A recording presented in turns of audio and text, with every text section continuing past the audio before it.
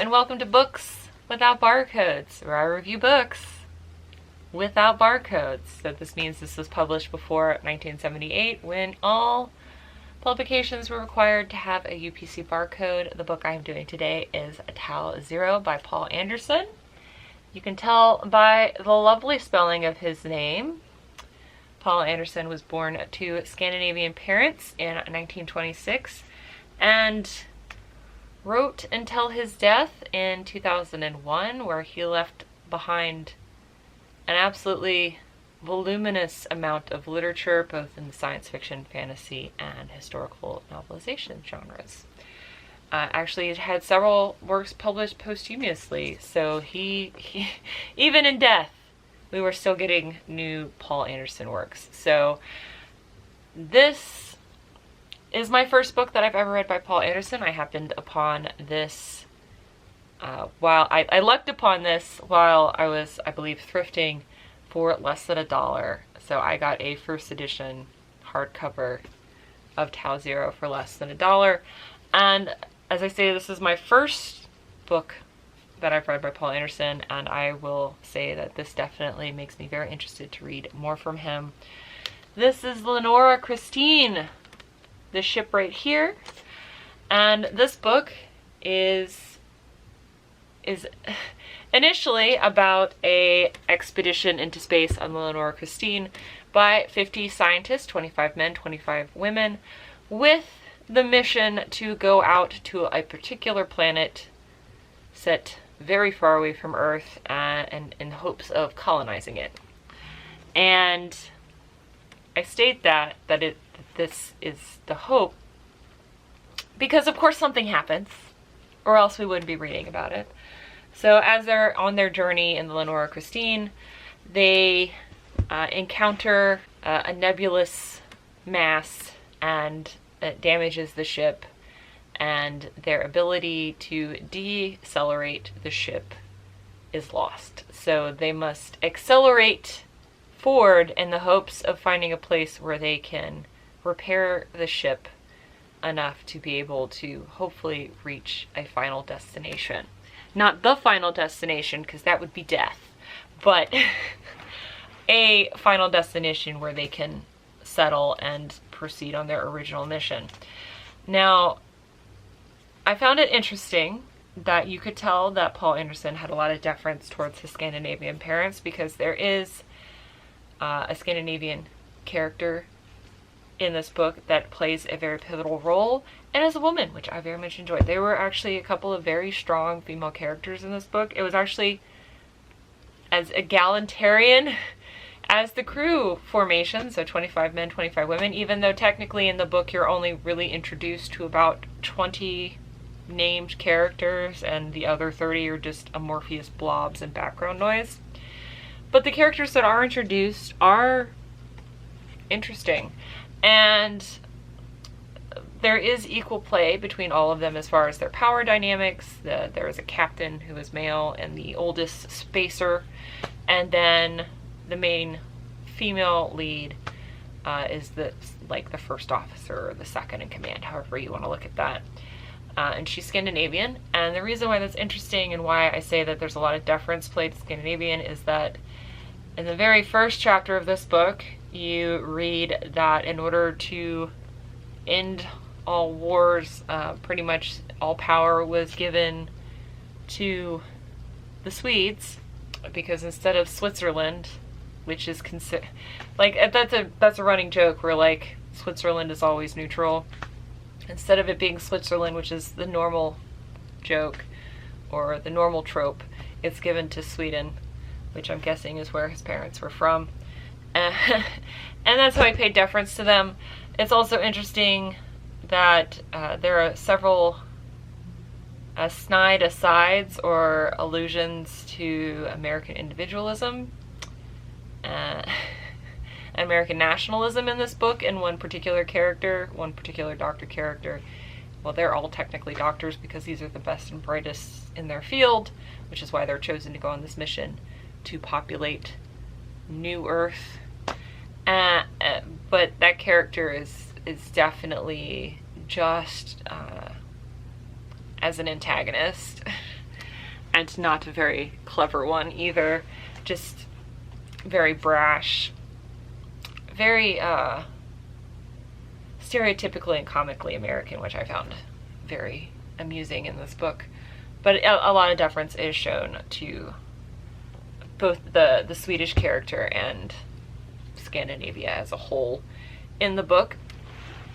Now, what I found interesting about this is that, okay, one of the things I had a hard time with in this book was, in the beginning, it would do one chapter of interpersonal relations between the crew members, and then the next chapter it would be science.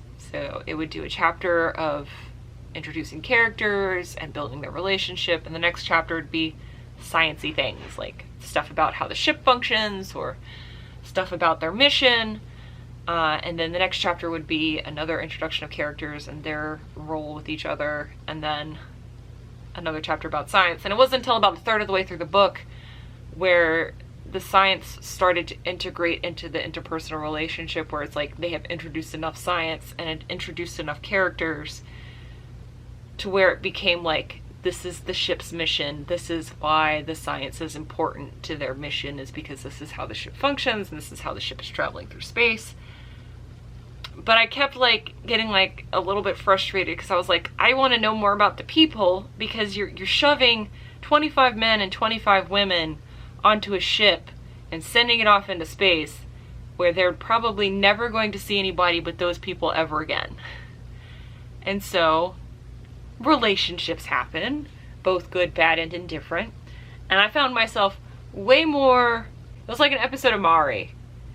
And I found way more interested in how they're sorting themselves out than the science, until it got to the point where, you know, the ship got damaged, and then it became more about a story of like, how does humanity continue when it's like, when their original mission no longer seems plausible? How can humanity rally in those conditions in order to continue to try to survive when life at that point seems meaningless? It's very much a story about isolation as well, because as far as science goes, those astronauts that we have in our own real life, astronauts that get sent off into space and go into orbit are technically younger than their Earth counterparts when they come back down to Earth, because of how the acceleration in space that they're at. Like, they actually have had less time pass where they are than we do here on Earth. And that also plays into the role. So if you think about, these people are accelerating on Lenora Christine at a ridiculous rate, which is explained by Tau here. I don't quite understand the science. That's not where I'm gifted at mentally. And so they're going faster and faster. So as they're going faster and faster, Lenora Christine is accelerating more and more, because the part of their ship is that to decelerate in order to land has been damaged. So they're trying to reach somewhere where they can actually like turn the fields off so they can repair the ship and not die from radiation. So that way they can eventually get to the point where they can repair the decelerators, so they can decelerate when they find a habitable planet, because they can no longer reach where they're supposed to have originally gone to. But as they're going faster and faster, time is passing out of the ship at a rate that is almost incomprehensible to those on the ship. So at some point, the crew has to face the fact that everybody that they left on the planet is dead. like, you know, it just think about that for a second. Like, if you go off on a voyage and you know that you're gonna go start a new colony somewhere, right? You're off to be the man's next new hope. But it's somewhere along the journey you realize that, like, not just that you've left your home planet, but that everything you've ever known and loved is gone. Like, not just that you're never going to see them again. It's like a different level of understanding. Like, it's not just that you're never going to see them again. You're never going to hear from them again. It's like they are literally dead and gone.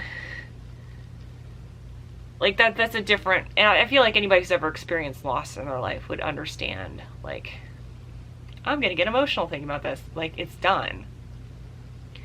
And so they're having to deal with this in addition to, like, this insurmountable seeming problem of, like, how do we ourselves not die? And then dealing with the isolation and loneliness of space because, you know, depending on where you live, for example, I live in a townhouse, so I hear my neighbors going outside yelling at each other randomly. You hear random vroom vrooms in my videos of people passing about and by. I have my cat that you sometimes hear her scream. There's no animals on this ship. It's just the same, like, you as a person and you're the same 49 other faces you have to look at for what's passing outside to be centuries, millennia.